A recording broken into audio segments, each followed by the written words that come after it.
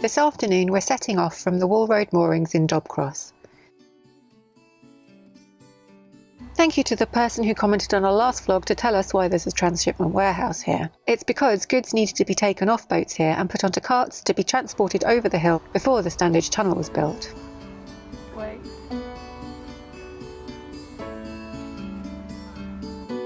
Today we're just moving our boat as far as Uppermill to find a slightly nicer mooring.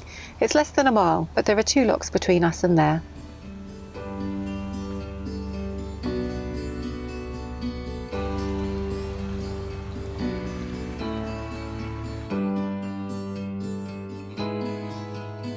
Ahead is the Saddleworth Railway Viaduct. It's got 22 arches and it gently curves. 3 of the arches, including the one over the canal, are skewed. Just before the lock we crossed the old Sag Aqueduct. Its original name was the Saddleworth Aqueduct, but it developed a bit of a sag soon after construction and was known for leaking. It still sags, but when the canal was restored it was given a concrete lining to prevent further leakage. Only 2 of the paddles are working here and the lock just won't equalise. It takes quite a bit of effort for us to get the gate open.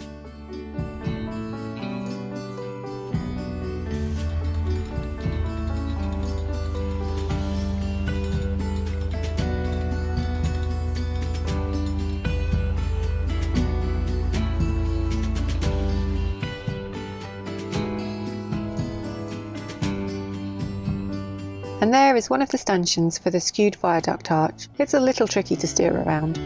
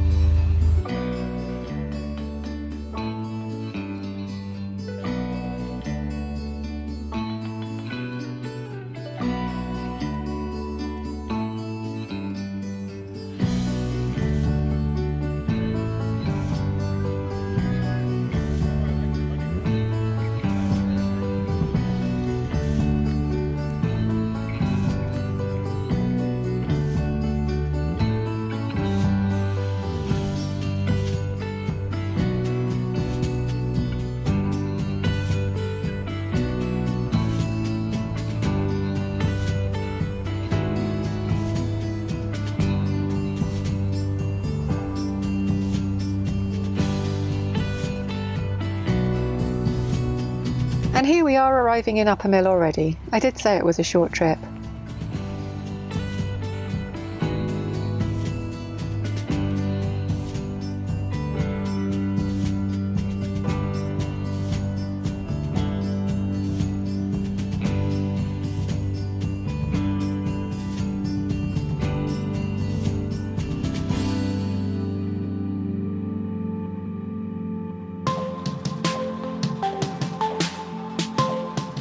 Michael just put his finger in some squirrel poo.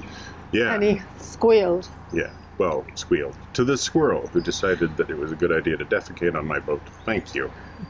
Also, it looked a lot like a little acorn, so I just tried to flick it out of the way because I was putting down the recorder. And I was like, oh, there's a piece of acorn. That doesn't move like acorn. Excellent. Excellent. So actually in Uppermill, we moved the boat down from Dobcross area yesterday, Wall Road. Yeah. There's 2 locks. I said to Michael, there's 2 locks, it'll take an hour, and then in the first lock, it wouldn't equalise. We just stopped. Yeah, it just stopped like 1 inch from. It was hard to get that one off. Yeah, we moved down. Well, we got our delivery of coal yesterday, Yeah. so we were now waiting there's there. a heat wave. Yeah, and there's a heat wave coming up. But the place we were moored on was kind of a funky corner, and like it wasn't exactly comfortable, and we had to have the back of the boat tied to a it's not really a workboat so much as a cargo barge that the CRT has sitting there. And so we just weren't super comfortable. So it was like, we've gotten our coal. It came much earlier than expected. We'll push across to the services over there, fill up with water, do our thing, and then move down. And it was like, it'll just be 2 locks. It'll take no time at all. We get to the top lock, and there's a bunch of people watching and asking questions, and I've gotten off to raise the thing, and Joe's waiting for it to fill. And it gets up, only one of the ground paddles is able to be opened, and it gets up to about 1.5 inches, maybe 2 inches from the point at which it is equalized, and it stops. It's not going to go any higher. 3 of us on this little balance beam. Yeah, and the balance beam was just a little too short for proper leverage. Like, it was too low down. It's too low, yeah. And the arm is like a little bit too short to get proper leverage, so it was really like me on the outside pushing like mad, Joe leaning on it, and then this fellow who was watching us was from Cyprus, grabbing on and pulling backwards as hard as he can, and we actually got it open. Then the second lock went, swimmingly. No yeah, problem. we met more nice people, so it's nice to move, because there was a little girl that met George. She must have been about 3. She loved him. Yeah, well, she just kept walking over and petting him and ignoring her own dog. And then she put a sticker on him that said, "Do not flush." Yes. Which was cute. So, We don't flush George. She got that right. Yeah. And then you met that lady who came up and said that she was involved in the restoration of the canal, and that was the first lock they restored. So Yeah, 22, really, I think it was. Yeah. Was the one that she was personally down in the 70s restoring. So it was really nice to say thank you. Yeah, thanks for that effort. We wouldn't be here. Yeah, and then we come here, and Uppermill is a really lovely little town, So and it's really strange that the sign, the Canal and River Trust sign over there, and there's another one back here, says that it's one of the straggling communities dotted along the canal. And I'm like, it's not exactly straggling. There is. You could easily pay £6 for a cheesecake here. Or £3.50. Well, yeah, sorry. £7 for a cheesecake I had a and a muffin. cupcake and you had a... Yeah, it's like... But it's like... Not straggling. There's about 7 pubs, there's cafes, there's coffee shops, there's all these sort restaurants. of like nice little high-end markets and stuff. Yeah, really nice little independent shops. It's a really lovely town. Yeah, village, really. whatever it is. It is really nice. This would be one of the places where a permanent mooring would actually be really desirable. But not for us. No permanent moorings for us. We have to get to the Marple flight, right? We're heading towards the Marple flight on the Peak Forest. That's our next kind of, I don't know what you'd call it. Destination. Yeah, so we're going to turn off the Huddersfield Canal and onto the Peak Forest. And that'll be one of our last bits of new canal this year. That and the Macclesfield. So kind of want to really enjoy the Peak Forest. Mm-hmm. And we're meeting Mike, who has helped us out so much recently. Yeah. Hopefully he's going to come and do the Marple flight. It's 16 locks and they're all 13 feet deep, which is quite deep. But he's very keyed in and really helpful on the locks. Yeah. And apparently some sort of major masochist, because he keeps showing up for these lock flights. He's like, oh, big log flight? Yeah, here I come. So, although he has said he's not doing Manchester again. Yeah. So we can't go back there. so it'll be great to have some help on them. There's not a huge number of locks, but they are all very deep, so it ends up being a really large rise. And between here and there, there's like 20 odd locks. Yeah, downhill. So today we're going to try and get to Stalybridge. Yeah, if possible. We won't go past Stalybridge. Once we get past the bottom lock of the Huddersfield Narrow, there's no locks again until the Marple flight. Yeah. So there's like 7 miles or something. Yeah. So there's like a big section we could just cruise. But if I remember correctly, the last sort of nice moorings there's moorings at the junction, so we might stop there. Well, there's moorings at the junction, that's true.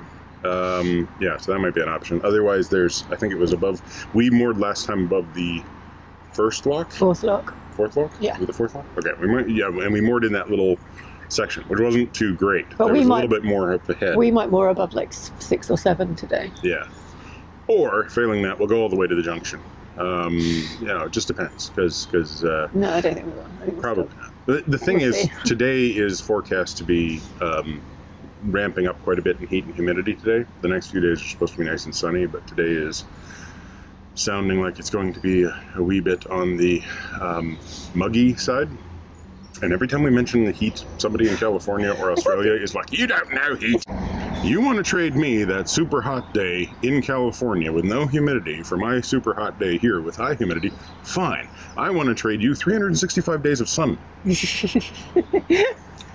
for 365 days. Well, For our 5 days of sun. yeah. Like, you're right. It's not as hot, but you haven't got an idea of what damp feels like. Like, you don't know that you can get wood rot in your bones. California. I love California. Yeah, let's go. Yeah, we're on our way. We're on our way. As you can see, this was a lovely shady mooring, perfect for the late summer heatwave we're having. It's actually really nice to be here in the sunshine. When we arrived at these moorings going the other way in 2019, it was absolutely hammering down with rain. And there's all the lovely coal we've just had delivered.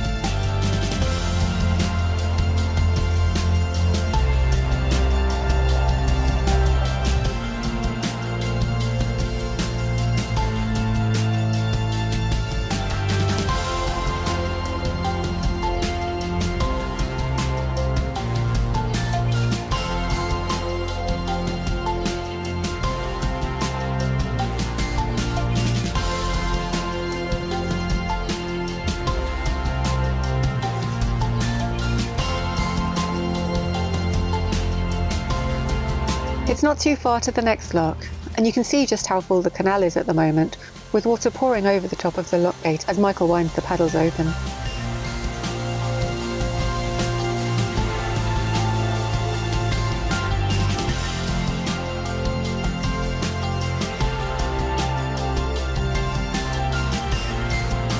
And water's still coming over the gate as we wait for the levels to equalise.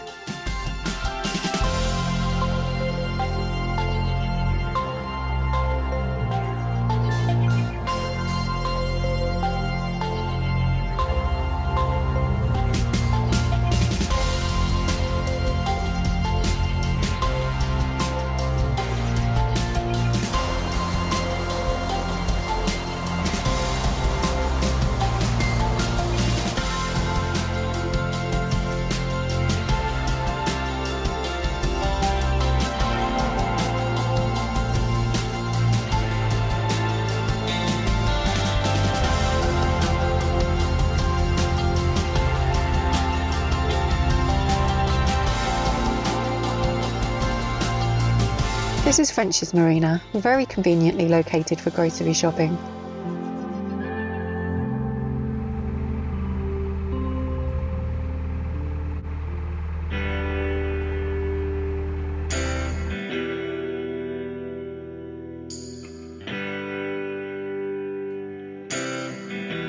Here we're passing the village of Greenfield, although the canal is shrouded by tall green trees, not open green fields.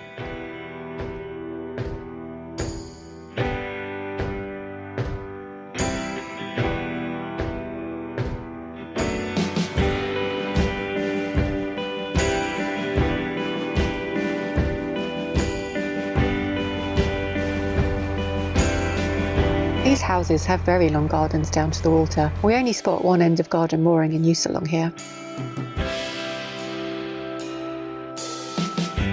When there's a long enough gap in the trees, we get to see the fantastic views across the valley. As we go under Man's Wharf Bridge, we take a look back at the views across Saddleworth before emerging into the village of Friesland.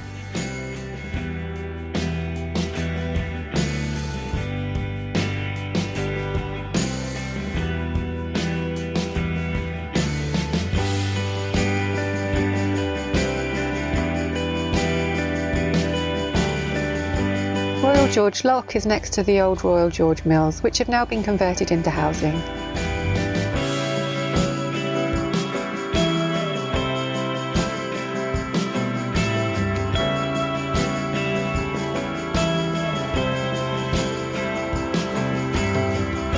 The There's a lovely little community garden on the loch side. It's filled with some almost ripe strawberries and some very green tomatoes.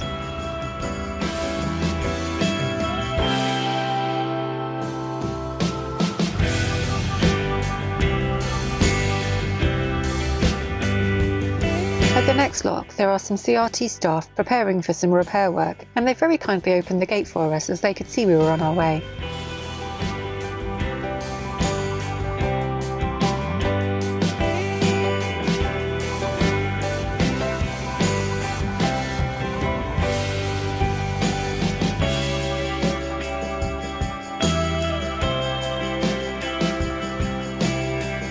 The works are to repair this retaining wall that's definitely seen better days.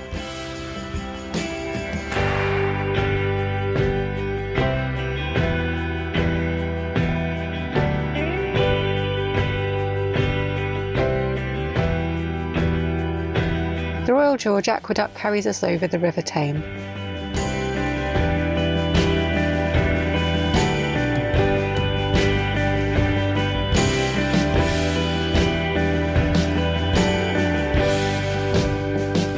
Michael reaches Division Lock before me, and after opening the gates he discovers that the boat's grounded out, so it takes a little effort to free it before he can steer into the lock.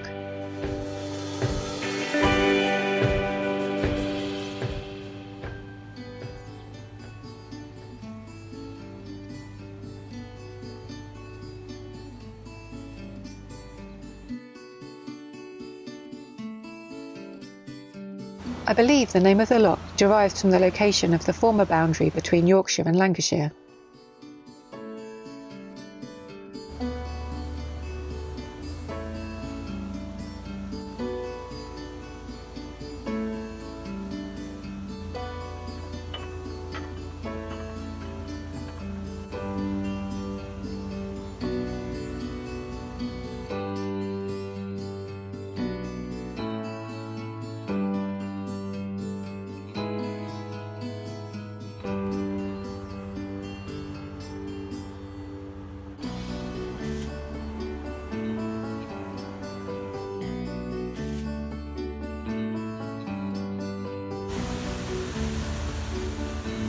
Down here where the water's spraying is the coolest I've been today.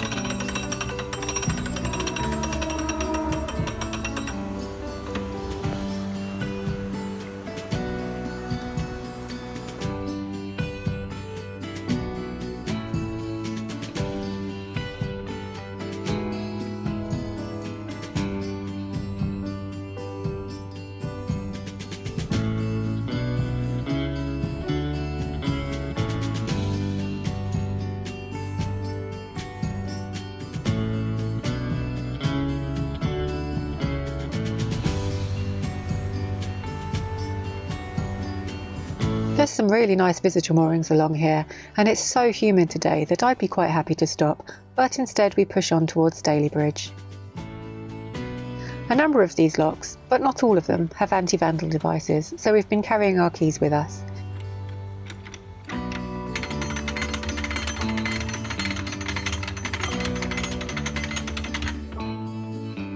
This is Wood End Lock, named after the huge Wood End mill behind us.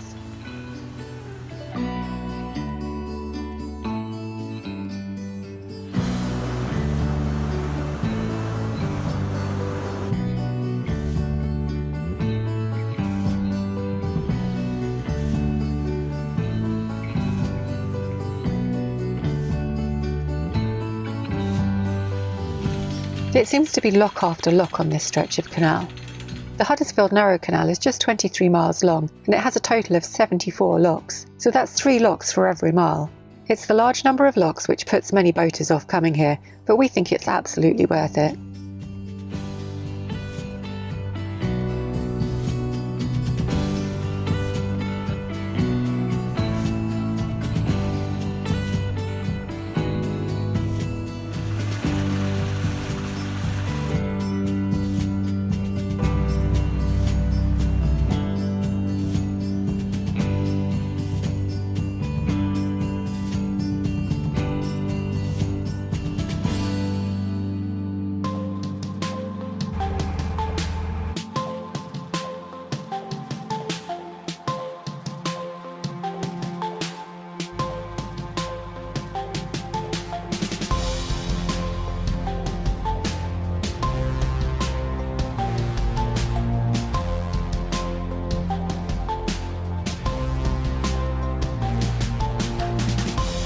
Canal side views are incredibly varied, although it's surprising how often you'll pass wooden pallets stacked high in delivery yards.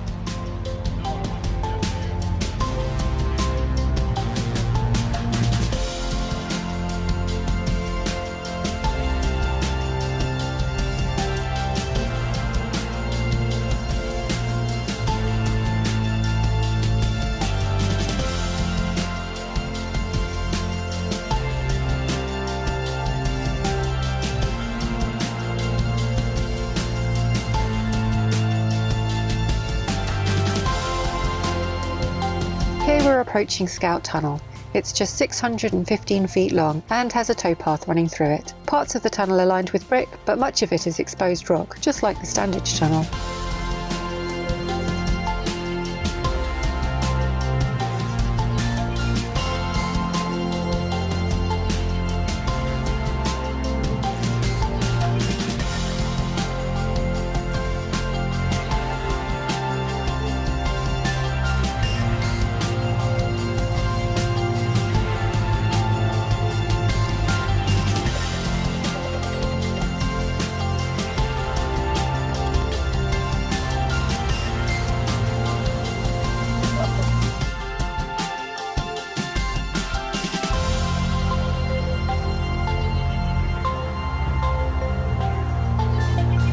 This section of canal needed to be rebuilt during the restoration. The sides needed to be reinforced, as apparently there's a steep embankment to the right of us.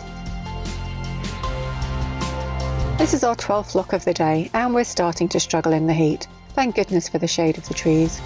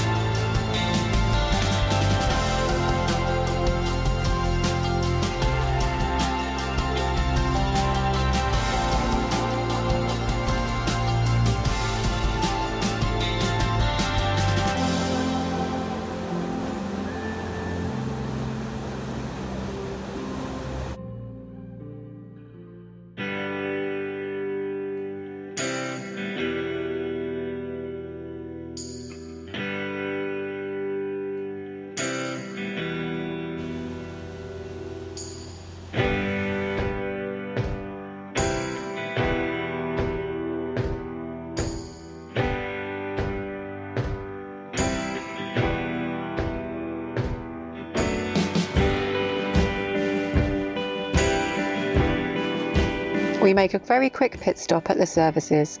There are moorings here too, but Michael insists we push on to the town, which is about 3 miles further along and through 2 more locks.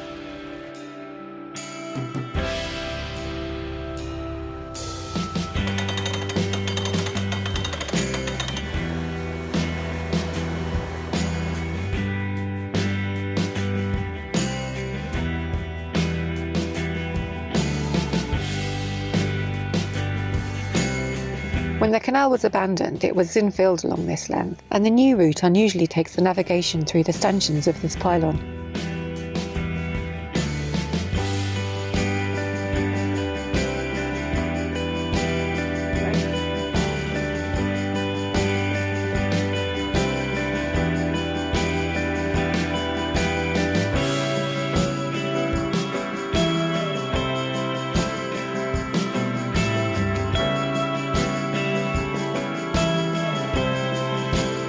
At this lock, one of the bottom gates has been left open and the lock is drained. It's not a huge problem, but it's not ideal at the end of a long hot cruise.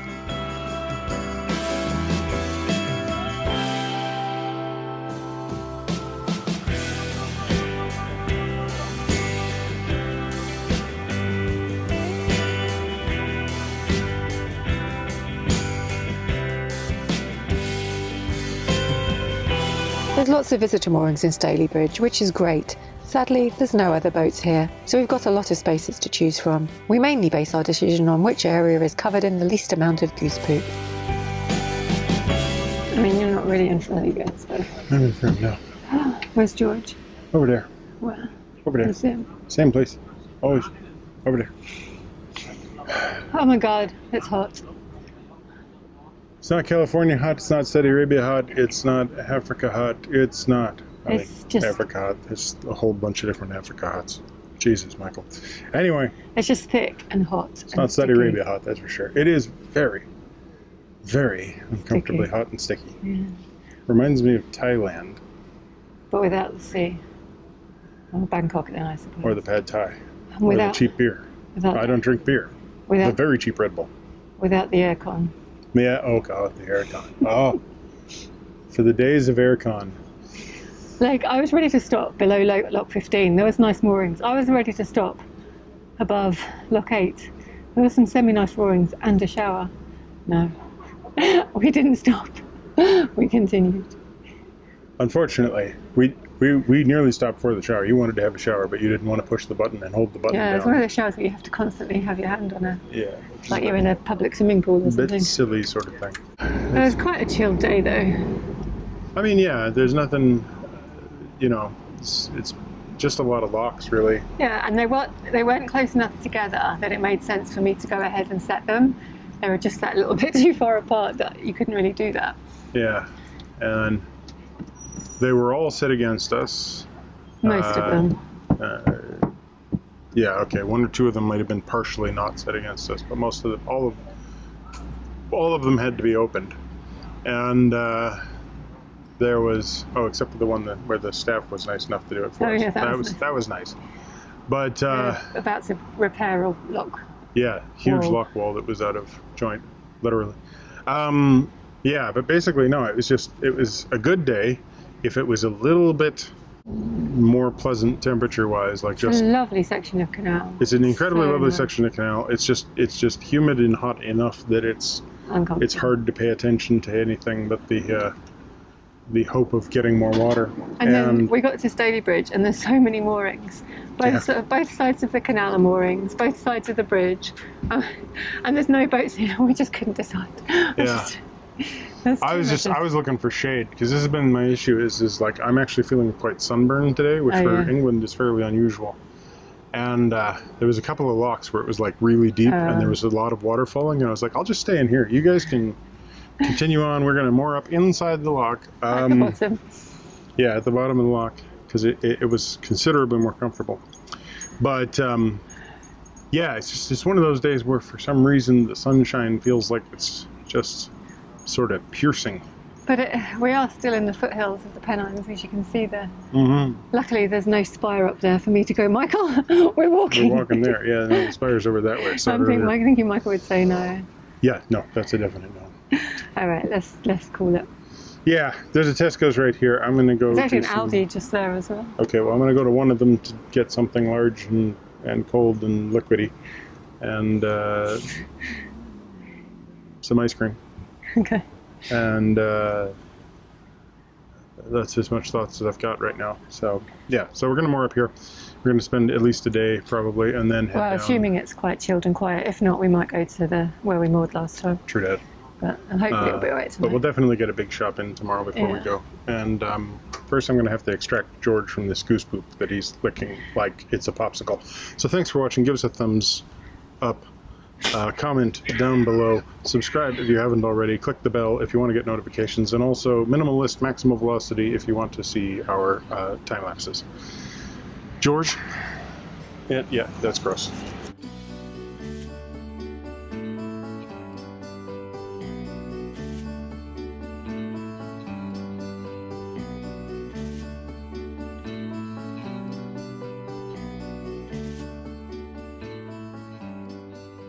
When we turn off at dump, Look at the camera.